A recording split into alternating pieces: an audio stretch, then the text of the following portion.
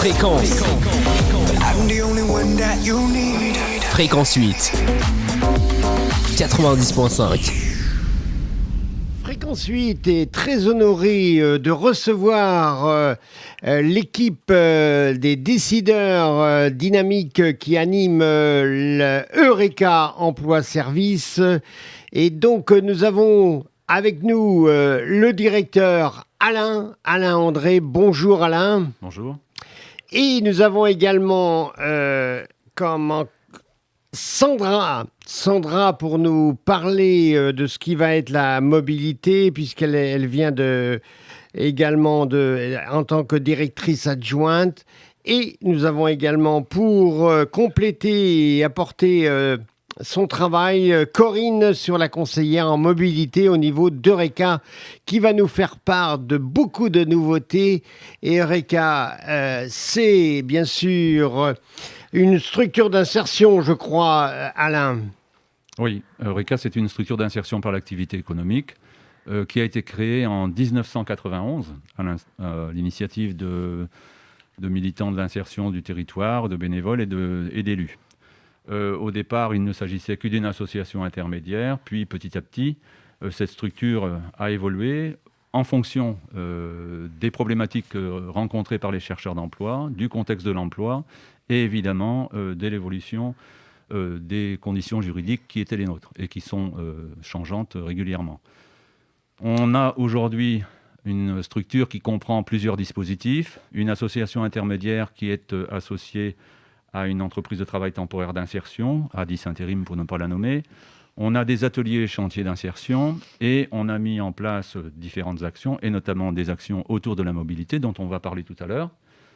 Ça représente en termes de chercheurs d'emploi par an à peu près 350 personnes concernées par nos différentes actions.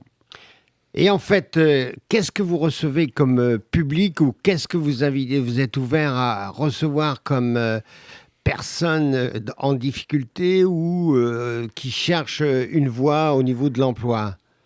Alors, comme nous avons plusieurs dispositifs, on reçoit un large panel de chercheurs d'emploi. Parmi eux, les chercheurs d'emploi en difficulté particulière d'insertion, ce sont les termes du ministère, et aussi des chercheurs d'emploi qui sont plus proches de l'emploi et qui sont confrontés à des difficultés, on va dire, plus ponctuelles. Il y a aussi, grâce aux différents dispositifs qu'on a mis en place, et notamment la mobilité, une évolution de notre structure vers une action un peu plus préventive aussi en termes d'exclusion sur le territoire et de cohésion territoriale. Je m'explique. On reçoit aussi sur la plateforme mobilité des apprentis, tout à l'heure Corinne pourra en parler, à qui on éventuellement loue un scooter, des chercheurs d'emploi qui sont en intérim, donc des intérimaires, pour lesquels notre soutien en matière de mobilité leur permet de rester insérés professionnellement et de ne pas se retrouver en situation d'exclusion. Alors, c'est une équipe quand même composée d'un conseil d'administration, je crois, Alain. Oui. 12 membres. 12 membres, conseil d'administration, oui, en effet. Et l'accueil se fait également par des salariés permanents. Alors, nous sommes 14 salariés permanents maintenant, là. Alors, je peux un petit peu expliquer quels sont les postes des salariés permanents. Donc, il y a l'administratif, hein, évidemment, comptable, aide comptable, secrétariat. Il y a 2 conseillères en insertion professionnelle sur l'association intermédiaire et l'entreprise de travail temporaire d'insertion. Il y a une chargée de développement entreprise, plutôt chargée de développement emploi, l'appelle-t-on aujourd'hui, sur cette structure, ce dispositif association intermédiaire. Du côté des chantiers d'insertion, nous avons 3 encadrants techniques, 2 en espace vert environnement, 1 à l'atelier mécanique. On a un aide encadrant et on a une conseillère en insertion professionnelle qui accompagne l'ensemble des chercheurs d'emploi mis en situation de travail dans le cadre des ateliers chantiers d'insertion. Et on a aussi un poste de directeur, donc moi-même, et une directrice adjointe, Sandra Lyon. On a, et tout à l'heure vous allez l'entendre, puisqu'elle va décrire la plateforme mobilité, Corinne Bénard, qui est chargée de mobilité et qui va donc aussi intervenir sur l'ensemble des problématiques liées à la mobilité. Alors, est-ce que tu peux rappeler, Alain, en fait, le principe de la séparation entre l'association intermédiaire et puis l'atelier chantier d'insertion. Alors, en fait, je vais reprendre ça de façon historique, ça me paraît intéressant pour bien comprendre. Au départ, nous avions créé seulement une association intermédiaire. Une association intermédiaire, vous pouvez l'assimiler à une entreprise de travail temporaire qui mettrait à disposition des chercheurs d'emploi auprès de collectivités, d'entreprises et de particuliers à l'époque, ce que nous ne faisons plus, dans l'objectif de faire en sorte que ces mises en situation de travail permettent d'évaluer les qualités des personnes, les atouts qui sont les leurs, pardon, mais aussi les freins. Pour ce faire, il y a un travail qui est mené par la conseillère en insertion. Ce dispositif comporte un avantage, c'est qu'il met directement les gens en situation de travail, mais il comporte un inconvénient, c'est qu'il n'y a pas d'encadrement technique sur le terrain. Donc cela nécessite de la part des chercheurs d'emploi une autonomie. On a donc exclu dans un premier temps, de ce fait, tous les chercheurs d'emploi les plus en difficulté, qui nécessitaient un encadrement permanent. D'où la création, dès 1993, de chantiers d'insertion qui, eux, ont, en plus de l'accompagnement socio-professionnel, un encadrement technique permanent qui permet à des chercheurs d'emploi plus éloignés de l'emploi de retrouver les automatismes de l'activité salariée, respect des consignes, respect des horaires, etc., pour petit à petit évoluer vers, pourquoi pas, un passage dans la structure association intermédiaire ou entreprise de travail temporaire d'insertion. Donc vous voyez la première marche, atelier chantier d'insertion, la seconde marche, AI, c'est-à-dire association intermédiaire, ETTI, entreprise de travail temporaire d'insertion, pour aller vers l'emploi. Voilà, et donc la localisation, hein, ça se localise sur 3 communautés de communes. Alors on intervient en effet sur l'ensemble du pays de Brocéliande. On a un agrément préfectoral pour intervenir sur l'ensemble du pays de Brocéliande, c'est-à-dire la Montfort Communauté, donc les communes qui composent la communauté de communes de Montfort, la communauté de communes de Brocéliande, c'est-à-dire ce qu'on appelait avant la communauté de communes de Plélan-le-Grand. Plélan-Pimpon. Et maintenant, on a la communauté de communes aussi de Montauban-Saint-Main, c'est-à-dire que on a à peu près, je crois que c'est 33 communes de mémoire. Et alors, il y a des points d'accueil.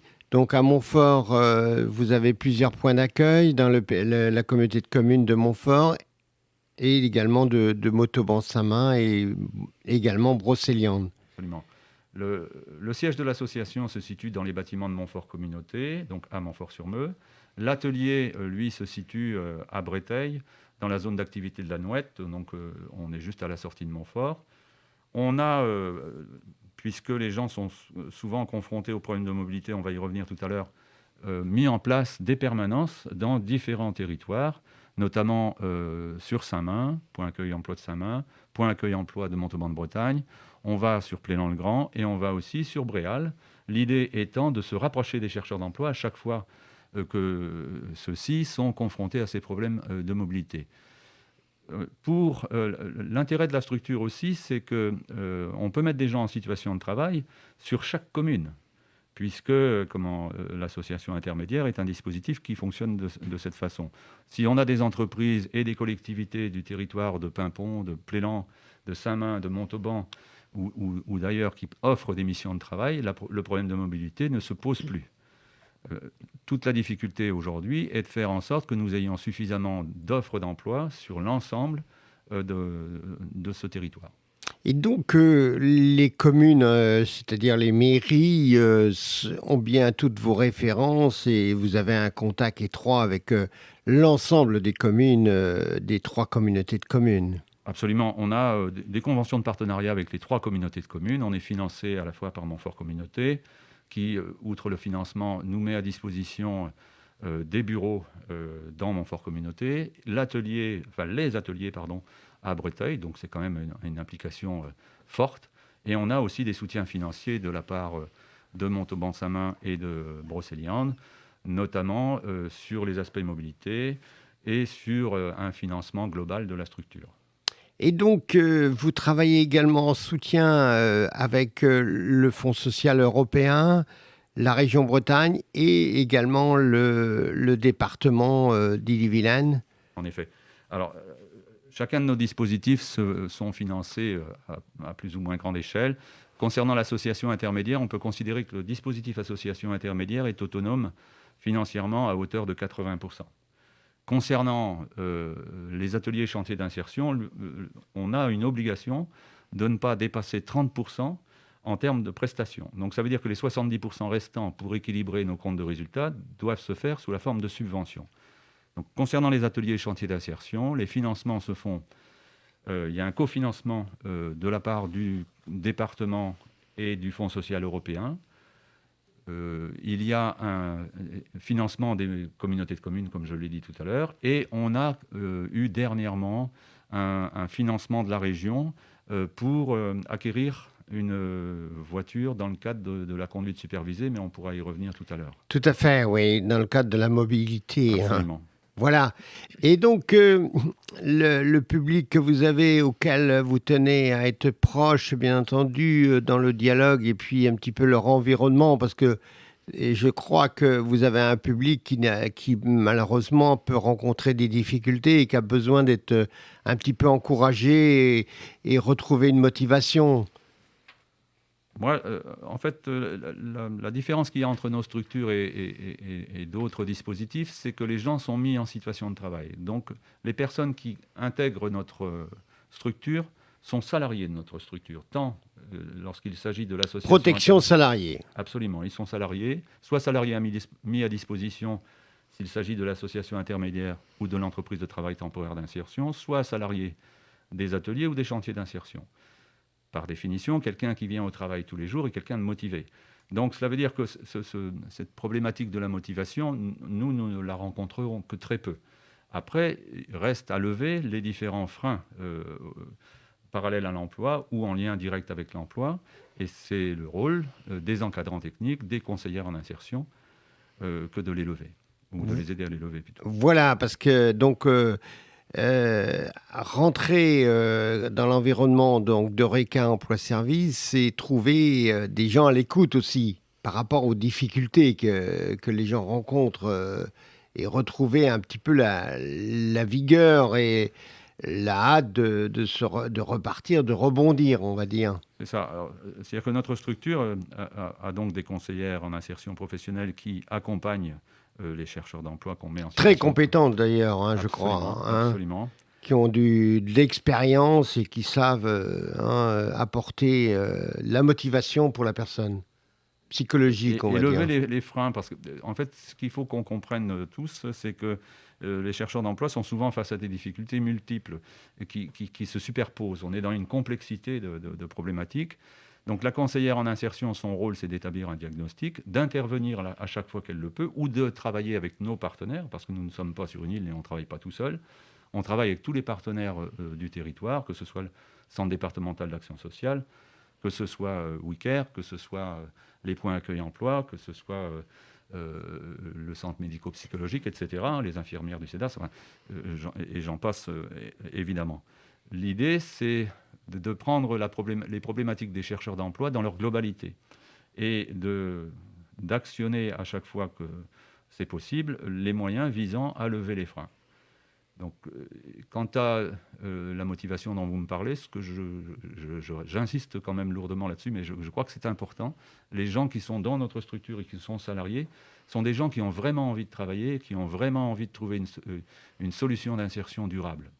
Et donc, ça permet à des besoins même immédiats ou à des besoins plus ou moins à long ou court terme, c'est-à-dire, je veux dire qu'il y a des services qui peuvent trouver à travers les valeurs humaines d'Eureka Emploi Service, des personnes qui vont répondre à leurs besoins.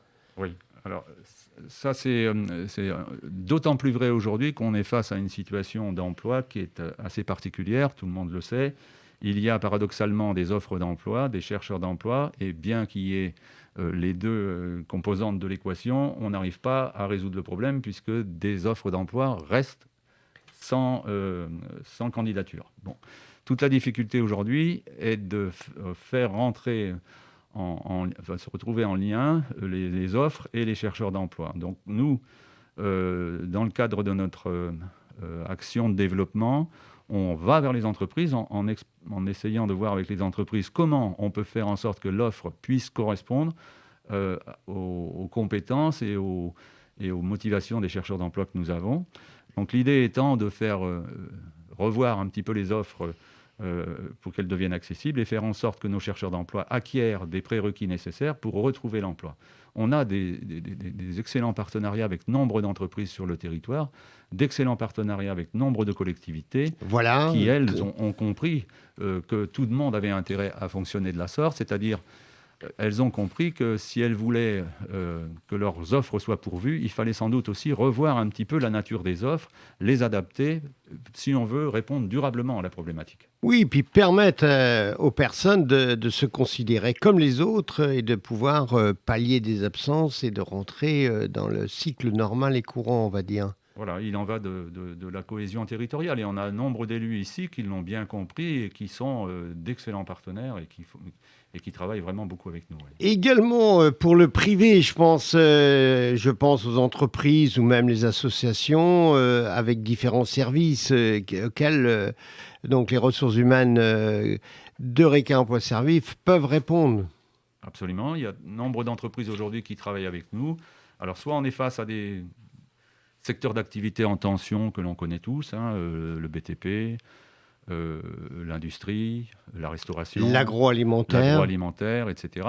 Donc il y a des entreprises qui sont partenaires de la structure et qui travaillent, comme je viens de le dire tout à l'heure, en essayant d'adapter les offres aux compétences des chercheurs d'emploi.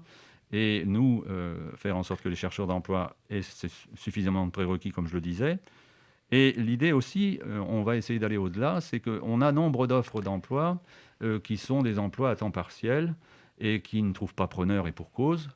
Et aujourd'hui, l'idée, c'est de faire en sorte que ces offres d'emploi à temps partiel puissent devenir complémentaires et créer de véritables emplois. C'est un travail qui est mené par notre chargé de développement emploi sur notre association intermédiaire, où elle rencontre les entreprises, elle rencontre les collectivités, et elle voit comment on peut créer de vrais emplois à partir de petits emplois à temps partiel, en misant sur la polyvalence et en misant sur une réorganisation aussi des services, parce que force est d'admettre quand même que nombre d'entreprises ou de collectivités sont confrontées à des difficultés de recrutement, mais il suffit quelquefois de réorganiser un peu l'entreprise et de revoir un petit peu le fonctionnement pour trouver des solutions. Et donc, dans la discrétion, d'ailleurs, vous avez fait valoir, lors de la dernière Assemblée générale, d'une entreprise qui a accueilli une personne qui était en recherche d'emploi, en mutation d'emploi, on va dire, qui donc cherchait une certaine stabilité.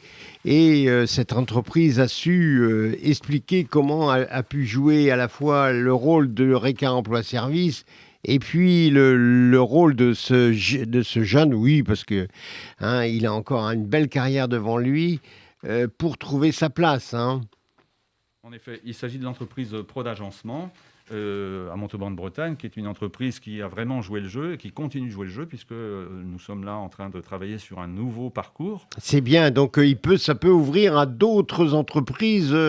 Il y a à la fois un dialogue qui se crée. On n'envoie pas une personne en disant voilà, je vous envoie un tel et puis vous allez trouver avec lui combler les besoins que vous avez. Non, il y a un dialogue qui se fait, une préparation. Voilà, l'idée, c'est de voir dans l'entreprise quelle est exactement l'organisation, quelles sont les tâches et les missions que seront celles de l'offre, du futur embauché. De cet agent de production. Absolument. Ou de ce jeune ou de cette carrière. Et de voir comment on peut mettre en place les moyens visant à faire en sorte qu'on lève tous les freins et on évite l'échec. Alors, c'est jamais gagné d'avance, mais là, on voit bien avec Pro d'Agencement pourquoi ça a fonctionné. D'abord parce qu'il y a une envie de la part de l'entreprise.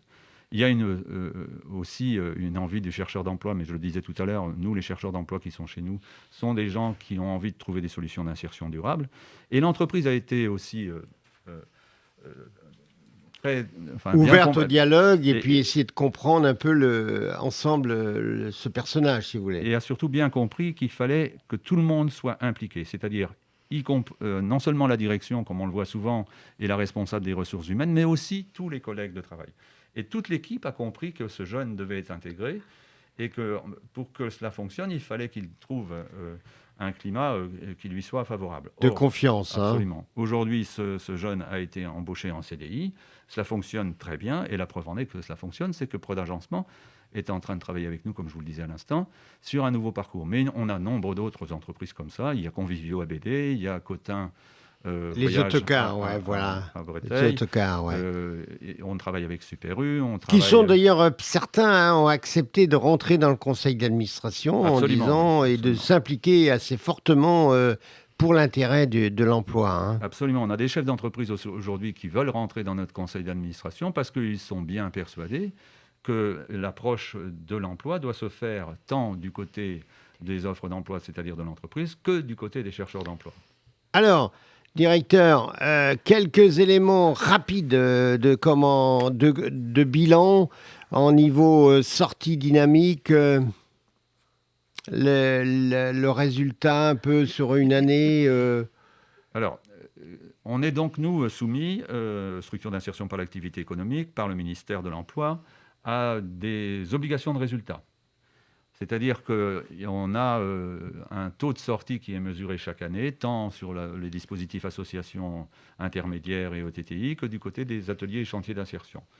En 2020, nos taux de sortie dynamique sont un peu en dessous de ce qu'on obtenait. Il y a eu le phénomène de la pandémie, là, on peut dire. Absolument. On est plutôt globalement à 60-65% de taux de sortie dynamique sur cette année-là, tout dispositif confondu, sachant que d'habitude, on était plutôt autour de 75 à 80%.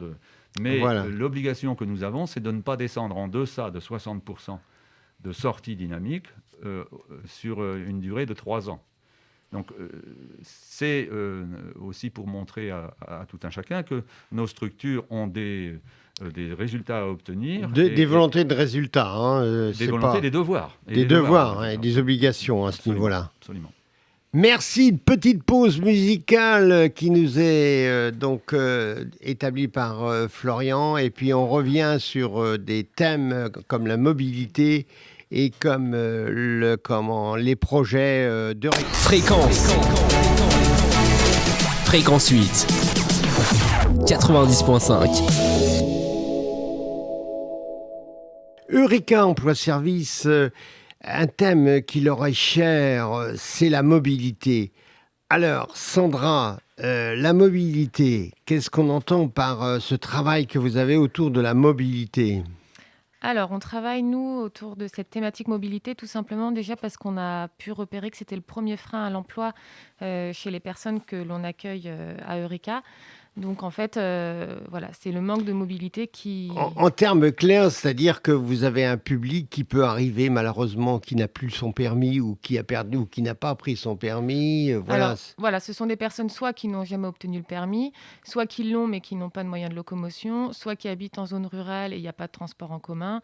Enfin, c'est tout un tas de facteurs, soit qui aussi ont peur de se déplacer hors du pays de Brocéliande. Enfin, c'est vraiment très large. Et donc, vous avez à cœur Eureka Emploi Service, en particulier son conseil d'administration ou des bénévoles qui participent autour d'Eureka Emploi Service, à encadrer, à apporter un plus et un travail sur ce sujet-là, je crois. Alors oui, ça fait quelques années, du coup une quinzaine d'années quand même qu'on travaille sur cette thématique de la mobilité, où on a mis en place en fait pour répondre aux problématiques repérées successivement des actions, donc en lien avec les collègues d'Eureka et puis aussi tous les bénévoles qui interviennent. Donc on a commencé par mettre en place un parc de location de scooters il y a quelques années. D'accord, qui est toujours en place ? Qui est toujours en place aujourd'hui avec une quarantaine de scooters mis à disposition. Alors là, à toute personne en fait du pays de Brocéliande qui est confrontée à un problème de mobilité dans le cadre soit de sa recherche d'emploi, soit de l'accès à l'emploi ou de son maintien dans l'emploi. Donc ce parc cyclomoteur, en fait, il est mis en place dans le cadre de notre atelier mécanique d'insertion. Donc ce sont les salariés en parcours d'insertion qui entretiennent et réparent les scooters. Voilà. C'est Eureka Emploi Service lui-même qui assure donc le suivi, l'entretien, etc. Et c'est pas, même si c'est quand même modeste, c'est pas gratuit. Non, c'est pas gratuit, c'est à peu près, c'est 1,50 € par jour, la Donc, location. c'est pour sensibiliser quand même sur le phénomène déjà de la réalité de l'entretien et du Voilà, coût du c'est matériel. ça. Et puis c'est sur une durée, en fait, normalement, donc on se cantonne sur 3 mois maximum avec des dérogations qui sont possibles selon les situations. Mais l'idée, c'est d'accompagner les personnes, en fait, vers une autonomie dans la mobilité. Alors, je crois que vous avez fait encore plus, Corinne, puisque vous avez mis en place également donc ce système de repasser le permis, je crois, ou de passer le permis. Non, qui veut parler, Corinne ou Sandra? Alors, c'est un dispositif qui complète effectivement le parcours mobilité dont parle Sandra, hein, qui s'appelle la conduite supervisée. Mais Sandra, tu étais partie pour représenter Oui, peut-être alors en fait, l'ensemble des dispositifs. En Ouais. fait, dans le parcours mobilité, à Eureka, on a plusieurs dispositifs. Donc, cette location de scooter, là, dont on discutait tout de suite. On a des ateliers de soutien au code de la route qu'on a mis en Voilà. place, en fait, parce que Hein, pour justement, éviter de voilà, motiver la personne en disant mais non, tu es capable c'est ça. Et comme puis, les autres, de repasser, de passer ton permis, il n'y a voilà. pas de Et souci. pour éviter aussi l'installation, en fait, des personnes dans la location de scooter, l'idée, c'est qu'ils obtiennent leur permis. Et donc, toujours au niveau du permis, en effet, on a mis en place la conduite supervisée. Donc avec l'intervention de bénévoles, comme c'est le cas dans les ateliers de code de la route. En fait, ce sont des bénévoles là qui sont formés à la conduite supervisée, qui interviennent donc grâce à une voiture qui a été financée. Et qui rendent ce service, on va dire. Hein, les Oui, bénévoles qui participent, bien c'est sûr, ça. ne sont pas Mm. rémunérés. Ils viennent là pour donner de leur temps. Oui. Oui, oui, ça implique beaucoup et du coup, ils accompagnent des personnes qui nous sont orientées donc, sur ce dispositif. Et donc, ça se fait en partenariat aussi avec les auto-écoles du territoire. Et alors, ce qu'on aime bien entendre, c'est un petit peu les résultats. Est-ce que il y a beaucoup d'échecs ou il y a quelques résultats quand même positifs Alors, il y a beaucoup de résultats positifs, notamment au niveau de l'accès au permis, hein, ça fonctionne quand même très bien. La conduite supervisée, ça permet aux personnes surtout de reprendre confiance en elles, puisque ça se passe en fait dans des véhicules qui n'ont pas de double commande. Donc là, la personne qui est en conduite supervisée avec le bénévole, du coup, voilà, accède. Il faut reconnaître quand ils vont se présenter sur une proposition d'emploi, s'ils n'ont pas le permis, c'est sûr que c'est derrière créer des réticences à ouvrir la porte de l'emploi. Oui, bah, c'est vrai que l'accès à la mobilité, en fait, ce qu'on appelle maintenant la mobilité inclusive, ça permet quand même aux personnes, du coup, bah, d'accéder à l'emploi, pas que, hein. Enfin, c'est aussi un champ. Enfin, la mobilité, ça permet d'accéder à tous les services de la société, et l'emploi, évidemment, ça en fait partie. Nous, c'est notre cœur de métier. Mais sans permis de conduire, aujourd'hui, c'est compliqué d'accéder au travail. Ouais. Tout à fait, ça permet également d'avoir une égalité de chance, on va dire. Oui. Alors, sur la mobilité, vous avez bougé, vous avez apporté... Alors oui, on s'adapte en fait un petit peu au fil du temps aussi par rapport aux personnes que l'on reçoit. Et plus le temps passe et finalement plus on propose des actions variées, puisque le frein, il existe toujours, hein. Donc il y a aussi des actions spécifiques, notamment aux intérimaires, avec ce qui s'appelle Atout Permis, en fait, qui permet là d'accéder à des financements, parce que le permis, ça coûte très cher. Donc pour financer le code, la conduite, et puis de bénéficier d'un petit coaching aussi pour voilà, garder la dynamique et la motivation. Donc toutes ces actions, en fait, mobilité, ça concerne presque 200 personnes en fait, chaque année qui passent à travers tous ces dispositifs. Donc c'est quand même... Et en effet, vous avez mis en place un petit service d'accompagnement à tout permis, ce qui permet à la personne de trouver, je dirais, des forces, mais plus que des forces, quand même une confiance dans son véhicule, hein, comme un jeune qui commence à 16 ans et que les parents accompagnent. Ou, voilà. Oui, c'est un peu ça. L'idée, c'est de bénéficier en fait d'un accompagnement, de conseils, et puis aussi d'être orienté vers des actions, des dispositifs qui existent en fait, qui permettent aux personnes justement d'accéder à l'autonomie et ensuite de ne plus avoir besoin de nous faire appel. L'objectif, c'est ça, c'est d'être autonome dans ses déplacements. Alors, il y a certainement, on ne va pas parler que des côtés, malheureusement, des difficultés, il en existe pour ce public. Comment vous travaillez avec eux la conscience de ne pas être en état d'alcoolisme, de dépasser les limites. Comment vos bénévoles encouragent ces gens à retrouver un...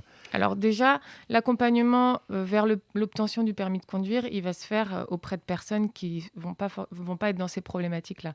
Nous, voilà, on ne va pas accompagner des personnes s'il y a une problématique d'addiction, ce qui peut arriver. On n'ira pas l'accompagner vers l'obtention du permis. Ça, c'est évident. Donc, ce sera un autre accompagnement au niveau de la santé. Ce ne sera pas la mobilité. C'est ça, un viendra accompagnement après. santé, Voilà. bien à part. Voilà, ce Hein? sera à part. La mobilité vient à partir du moment où la personne a plus ces problèmes de santé, s'il y en avait, quoi. Mais en général, ce n'est pas le cas. Nous, les personnes qu'on accompagne vers l'obtention du permis, elles ne sont pas confrontées à ce type de problématique-là. Donc, on n'aborde pas... voilà, ce Voilà. sujet est à part. Mais l'obtention du permis se fait également avec, bien sûr, une délivrance par la préfecture, c'est-à-dire par l'inspecteur. En aucun cas, c'est vous qui distribuez les permis. Non. Et en aucun cas, c'est nous. Et surtout, en fait, on est en partenariat avec les auto-écoles du territoire. Voilà. Donc, ça se fait vraiment en lien avec toutes les auto-écoles. Et donc, soit ça arrive parfois qu'elles nous orientent directement des personnes vers nos dispositifs parce que justement, il y a des... Difficultés Voilà. pour avoir un plan de financement ou voilà. Oui, ou alors il y a déjà beaucoup d'heures de conduite qui ont été effectuées, donc ce qui reviendra à coûter très cher à la personne. Donc du coup, elle bascule en conduite supervisée. Ça lui permet, puisque c'est totalement gratuit pour elle, de bénéficier de conduite voilà, avec un bénévole qui est formé pour ça. Donc, et ensuite, nous, on renvoie la personne à l'auto-école. Alors Corinne, peut-être nous dire un peu ce que vous apportez en complément, puisque vous avez la nouvelle mission de la mobilité. Voilà, moi je viens d'arriver en date du 1er février là, de cette année 2021 sur la structure Eureka Emploi Service. Mon intitulé de poste, c'est conseillère en mobilité. Donc je viens en renfort de l'équipe déjà présente et notamment sur les dispositifs dont parlait Sandra, là, la gestion du parc cyclo, l'atelier code, conduite supervisée et à tout permis. Et puis, dans une deuxième partie de mon poste, à hauteur de 50%, je viens aussi, en tant que conseillère en mobilité, pour mener le projet d'expérimentation de plateforme mobilité sur le territoire de Brocéliande. C'est-à-dire que 50% de mon poste est financé par le département 35, qui a l'idée de mailler son département avec des plateformes mobilité. C'est-à-dire plateforme mobilité, qu'est-ce que vous voulez? Parce que c'est des grands mots pour nous. C'est des grands mots, oui. Hein? Une plateforme mobilité, ça peut partir du parcours mobilité, par exemple, dont s'est équipée l'association. On a déjà là une forme de plateforme mobilité, puisqu'on fait de la location solidaire. On aide à finaliser les permis de conduire. On accompagne au coach. Et puis, au-delà de ça, on mène de l'accompagnement individuel ou collectif vers de la mobilité pérenne et durable. Mon rôle, moi, c'est d'accueillir les personnes sur des diagnostics mobilité afin de mettre en place ensemble des projets, des projets mobilité, comme on met comme un conseiller d'insertion professionnelle met en place des projets de formation professionnelle. Là, on va mettre des projets mobilité qui va amener la personne à être autonome dans ses déplacements. Très bien. Et allez, Corinne, peut-être des compléments sur la mobilité, ce que vous avez comme projet ou comme travail à construire? Alors, des exemples en termes Oui, d'accompagnement, par exemple, lorsque je reçois une personne sur un diagnostic mobilité, ses compétences peuvent être diverses, et, compliquées parfois, enfin faibles parfois, mais je peux recevoir par exemple des personnes qui ont et le permis de conduire et un véhicule, mais qui sont confrontées par exemple à la vétusté de leur véhicule, qui tombe régulièrement en panne et qui ne peuvent plus Assurer assurer. Voilà.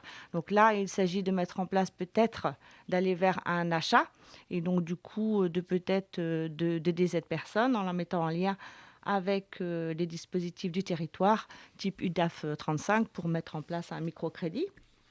Ça, c'est une illustration. d'autres schémas, notamment quand on fait de la mise à disposition de cyclomoteurs, comme ça peut être une période de Transitoire. transitoire, hein, pour Mmh. aider. Euh, C'est pour ça que d'ailleurs vous avez mis en place plus ou moins sous forme de location, c'est-à-dire que vous évitez que leur dire vous allez pouvoir rentrer, vous garder ce bien-là. Non, c'est une Oui, location. c'est ça, c'est une voilà, location. c'est une location, hein, qui normalement a un terme, hein, 3 mois maximum. Par exemple, on parlait d'apprentissage tout à l'heure. On a un jeune apprenti là qui dispose d'un cyclomoteur là, depuis un mois. Il est rentré en formation, hein, ça fait maintenant même 2 mois qu'il y est. J'ai toujours contact avec lui parce que son projet, ben, c'est de passer à l'achat effectivement d'un cyclomoteur. Mais il n'avait pas, il y a 2 mois, l'argent pour.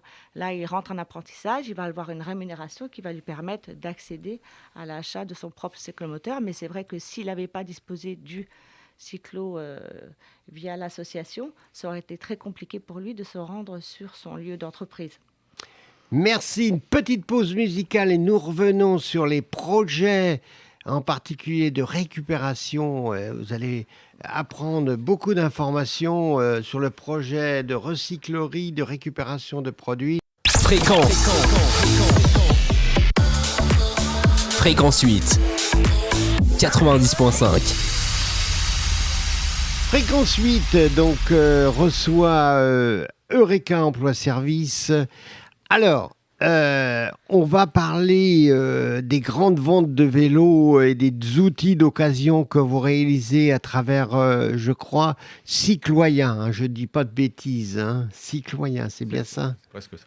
Le cycloyen, voilà, c'est le cycloyen, le cyclo-citoyen. C'est une marque déposée qu'on a créée il y a quelques années lorsqu'on a mis en place cette activité de récupération des vélos et des outils en déchetterie. Plutôt que de les jeter, de ne pas savoir où de les mettre dans la rue, ou enfin bref, en C'est disant... ça. On récupère les vélos donc, qui sont destinés normalement à finir. Ils viennent souvent de la déchetterie du SMICTOM Oui. qui sait vous les affecter. Alors, puisque- on a un partenariat avec le SMICTOM Centre-Ouest, ce qui nous permet de récupérer dans quelques déchetteries du territoire ces vélos et ces outils. Et puis, parfois, les personnes nous les déposent aussi directement à l'atelier. Donc peuvent déposer directement à l'atelier, Voilà, hein, puisque vous êtes sur le chemin de la déchetterie. de la déchetterie pour la partie Montfort-Breteuil et la communauté de communes de Montfort.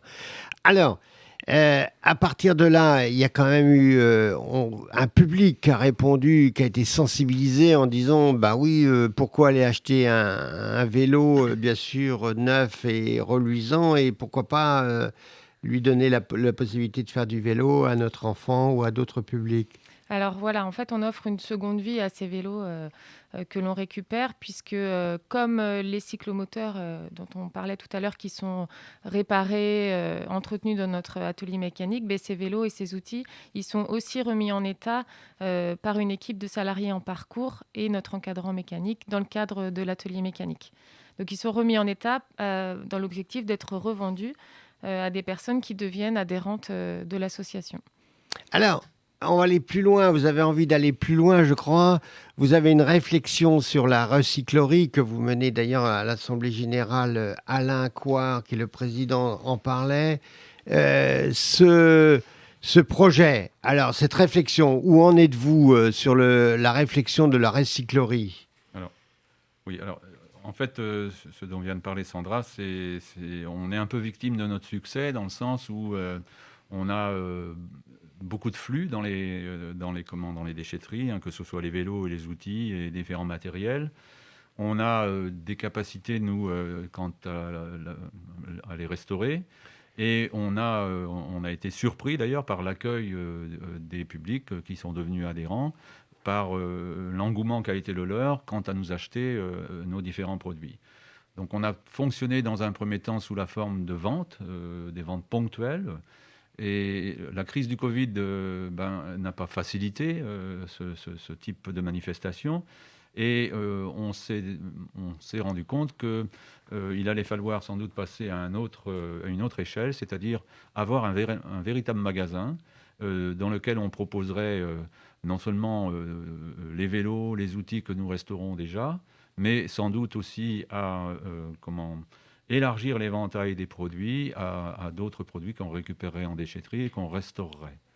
En effet, hein, je crois que cette réflexion que vous avez, qui est tout à fait justifiée, encore plus dans cet environnement, puisque aujourd'hui, tout le monde sait les difficultés d'approvisionnement, les difficultés de trouver des produits, des matières, même les matières premières. Pourquoi jeter alors que s'il y avait une récupération, un réemploi, comme on dit? Absolument. Nous, dans cette réflexion de développement durable avec les 3 volets, hein, le volet écologique, l'idée étant donc du coup de préserver les ressources, de limiter autant que faire se peut les déchets. Le deuxième volet, c'est l'aspect économique. On a là manifestement une activité économique qui est viable. On voit nombre de recycleries être créées sur différents territoires et très bien fonctionner. Sur notre territoire ici, Pays de Brocéliande, il n'y avait rien, il n'y a toujours rien. Et on a aussi l'autre aspect, plus en lien avec le social, qui, pour ce qui nous concerne, s'appuie sur cette notion de, à partir de cette récupération et dans le cadre de la restauration, comment on va faire pour que les publics que nous accueillons sur nos ateliers d'insertion acquièrent des gestes professionnels en vue de se réinsérer professionnellement, d'où l'idée systématiquement de voir si les gestes professionnels et les compétences que l'on va développer sur cet atelier sont en lien avec les problèmes de recrutement que rencontrent nombre d'entreprises sur le territoire. Comme on est sur des compétences en mécanique, des compétences en soudure, des compétences en peinture, et sans doute au-delà, puisqu'on va élargir notre champ, on est tout à fait en lien avec ce que l'on mène plus globalement, c'est-à-dire trouver des solutions d'insertion durable sur un territoire comme le nôtre. Alors, vous avez mené des études, bien entendu, des réflexions. Alors, où en êtes-vous par rapport à toutes ces démarches Alors, il y a eu en effet, dans le cadre de notre travail, une action qui a été menée par une étudiante, Adèle, qui a fait un travail remarquable, hein, à la fois pour essayer d'inventorier ce qu'il y avait sur le territoire et connaître aussi le sentiment des besoins des habitants. Voilà. Et c'est vrai que force est de constater qu'on a eu énormément de réponses. On est quand même sur, à l'époque, 769 réponses. Aujourd'hui, on est à 900 et quelques. Enfin, il y a eu donc beaucoup de réponses à nos demandes où ressort globalement qu'il y a des attentes importantes de la part de la population sur cette création d'une recyclerie. La plupart 97% des personnes sont intéressées pour déposer des biens qu'ils n'utilisent plus. Donc on voit que du côté des flux des produits, donc on voit qu'il y a une volonté de la population de participer à cette action avec cette notion justement d'arrêter ce gaspillage. Et il y a aussi énormément d'envie de consommer ces produits de deuxième main, de réemploi, toujours avec ce côté militant. Et alors également, vous avez trouvé des partenaires qui sont prêts à participer également à ce soutien technique et financier comme l'ADEME Alors, pour l'instant, le gros partenariat que nous avons, c'est Montfort Communauté, encore une fois. Alors, moi, je tiens à le souligner parce que Montfort Communauté soutient depuis toujours notre structure et à tous les niveaux. Là, son soutien est sur l'achat d'un bâtiment. Il y a un ancien magasin sur Montfort qui a été racheté par Montfort Communauté et qui nous sera mis à disposition pour travailler pour mettre créer en un place, magasin donner la possibilité d'ouverture au public plus facilement plutôt que de mélanger avec de la production, et c'est pas toujours facile, la commercialisation et puis la production. Absolument. L'autre partenariat, c'est le SMICTOM Centre-Ouest, avec qui on a une convention de partenariat depuis 2014. C'est quand même plusieurs années qu'on travaille ensemble, avec cette volonté là aussi d'aller plus loin. Le SMICTOM Centre-Ouest, là, aujourd'hui, a déclenché une étude par un cabinet pour justement étudier la faisabilité de création de recyclerie sur l'ensemble de son territoire, qui s'étend jusque dans les Côtes-d'Armor et dans le Morbihan, et ne s'arrête pas au Pays de Brocéliande. On a un partenariat, là encore, un vrai soutien de la part du conseil départemental, puisque le conseil départemental considère que ce projet de recyclerie rentre dans la logique d'insertion professionnelle. L'idée étant cette fois-ci non seulement de créer des emplois sur l'atelier de restauration, mais des Alors, emplois ça pourrait aussi. créer combien d'emplois? Alors, ça va créer. L'idée, c'est de créer 10 équivalents temps plein d'emplois. 10 équivalents temps plein, donc Voilà. de l'ambition. Oui. Parce que la vente nécessite beaucoup de personnel, le tri, la collecte et la restauration aussi. Et comme on est sur des ateliers d'insertion, on a une nécessité évidemment d'avoir des encadrants techniques et des conseillères ou conseillers en insertion professionnelle. Alors, est-ce qu'on peut définir un produit qui pourrait rentrer dans ce cycle, outre les vélos qu'on a déjà abordés, des produits nouveaux qui pourraient rentrer dans ce cycle de reclassement? Alors, en effet, ça a été notre réflexion. Au départ, on pouvait considérer que ce que nous faisons déjà était suffisant et nous allions vendre seulement nos vélos, nos outils et les différents matériels, tondeuses, débroussailleuses et autres engins de chantier. Or, on s'est rendu compte que le modèle économique du magasin de vente ne serait pas viable là, si on se Tout à fait. spécialisait. D'où l'idée d'élargir le champ des produits. Parmi ces produits, on va travailler sans doute avec les vêtements, mais sur une catégorie de vêtements qui reste encore à définir. On va travailler sur les jouets, les jeux, les jouets. On va travailler aussi sur le petit mobilier et sur le bois plus généralement. Et pour ce faire, on parlait de partenariat tout à l'heure. Avec l'IME peut-être? Absolument, on est en train de travailler, on ne peut rien vous cacher, monsieur Demore. Non. On est en train de travailler sur un projet de partenariat avec l'Institut médico-éducatif des Agents d'Or à Montfort. À Saint-Lazare? À Saint-Lazare à Montfort, absolument. L'idée, ce sera d'expérimenter pendant 3 ans, normalement, l'intérêt que nous aurions à récupérer des vieux meubles comme on connaît tous, armoire bretonne, armoire normande, enfin des tout à mobiliers fait. faits avec du bois d'œuvre de qualité, mais qui manifestement ne sont plus adaptés à l'habitat d'aujourd'hui, et au goût d'aujourd'hui aussi, mais qui peuvent être démontés, découpés, reponcés, redégauchis, etc. L'idée serait donc pour nous d'utiliser l'atelier menuiserie des Agents d'Or là-bas pour permettre à des gens qu'on a dans nos structures d'acquérir des gestes professionnels bien spécifiques au bois, dans l'objectif, encore une fois, de permettre aux entreprises de menuiserie et autres du territoire de trouver des candidats qui pourraient intégrer leurs entreprises. Tout à fait. Et peut-être d'autres, parce que l'objet de ces rencontres, donc à travers la radio, c'est également donner la possibilité d'inspirer, et bien sûr, la porte est ouverte pour entendre d'autres associations auxquelles on peut ne pas penser. Absolument, absolument. Oui, on est ouvert à développer des partenariats avec tout le monde. L'idée étant d'essayer d'optimiser aussi les différents moyens dont chacun d'entre nous dispose. Alors, ce que je n'ai pas dit par rapport à l'atelier menuiserie, l'idée, ce serait non plus de vendre comme on le fait classiquement, du mobilier relooké, etc. Mais ce serait de vendre du bois à la découpe, dans le cadre de notre future recyclerie. Le magasin que l'on aura là sur Montfort, cet atelier vente aura vocation à expérimenter sur 3 ans tous les produits qui pourraient être revendus et expérimenter tant du point de vue de la collecte, du point de vue de la restauration que du point de vue de la revente. Sachant qu'au bout de 3 ans, on essaiera de faire un bilan tous ensemble avec l'ensemble des partenaires pour savoir qu'est-ce qu'on fait, comment on finalise ou on consolide le projet. Et c'est appelé à évoluer et comme vous dites, directeur, c'est appelé à bouger et à faire, comment on appelle ça, donner une évolution. Absolument. L'intérêt qu'il y a quand même dans ce dispositif atelier chantier d'insertion pour ce qui concerne le magasin de revente, c'est qu'on peut, eu égard au modèle économique, expérimenter sur 3 ans tout ce qui est possible et tout ce qui peut fonctionner en faisant au bout des 3 ans un choix et éventuellement en changeant de statut.